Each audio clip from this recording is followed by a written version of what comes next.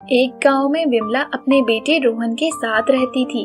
रोहन बहुत ही शैतान था और कभी भी विमला की बात नहीं मानता था, जिस वजह से वह काफी दुखी रहती। एक बार विमला पूजा की तैयारियों में लगी हुई थी, तभी वहां रोहन आया और उसने अपनी माँ से कहा, माँ, पूजा की तैयारी क्यों कर रही हैं? क्या कोई त्योहार है? अरे हाँ बेटा, तुम्हें पता नहीं है कि कल शिवरात्रि है। क्या शिवरात्रि? पर इस दिन क्या होता है? मुझे तो कुछ भी नहीं पता है।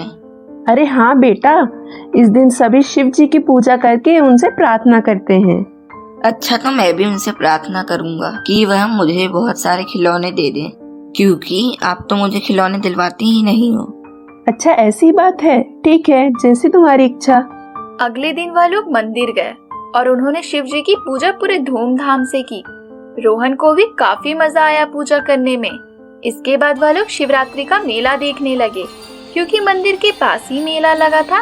रोहन की जिद पर विमला उसे मेले में ले गई, पर रास्ते में रोहन की नजर एक पेड़ पर गई। उस पेड़ पर बहुत सारी आइसक्रीम लगी हुई थी। यह देखकर उसने अपनी माँ से कहा, अरे, ये तो आइसक्रीम का पेड़ है। क्या? कहाँ आइसक्रीम का पेड़ है? आइसक्रीम पेड़ पे नहीं लगती बेटा। नहीं माँ, मैं सच कह रहा हूँ। देखो, आइसक्रीम का पेड़ है। जब विमला ने उस तरफ देखा तो वहाँ सच में आइसक्रीम का पेड़ था। वह दोनों उसके पास गए और रोहन ने आइसक्रीम के पेड़ से कहा, मुझे एक आइसक्रीम चाहिए। क्या आप मुझे आइसक्रीम देंगे? हाँ हाँ, क्यों नहीं, लेकिन तुम अपनी माँ की बात मानते हो? इस पर रोहन ने सर नीचे झुका लिया। यह देखकर जादुई आइसक्रीम के पेड़ ने कहा, अच्छा, इसका मतलब तुम अपनी माँ की बात नहीं मानते हो? मैं तुम्हें आइसक्रीम एक ही शर्त पे दूंगा, जब तुम अपनी माँ की बात मानोगे। ठीक है, मैं अपनी माँ की बात माना करूँगा और उन्हें कभी परेशान नहीं करूँगा। यह सुनकर आइसक्रीम के पेड़ ने रोहन को एक आइसक्रीम दी, जिससे रोहन बहुत खुश हुआ और इसके बाद वह लोग मेला में गए।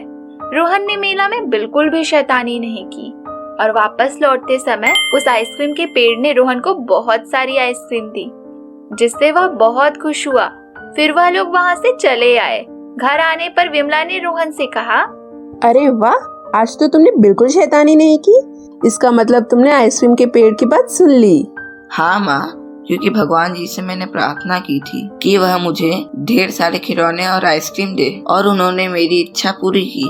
खिलौने आपने दिलवा दिए और आइसक्रीम उस पेड़ ने दे दी, तो अब मैं शैतानी क्यों करूँ?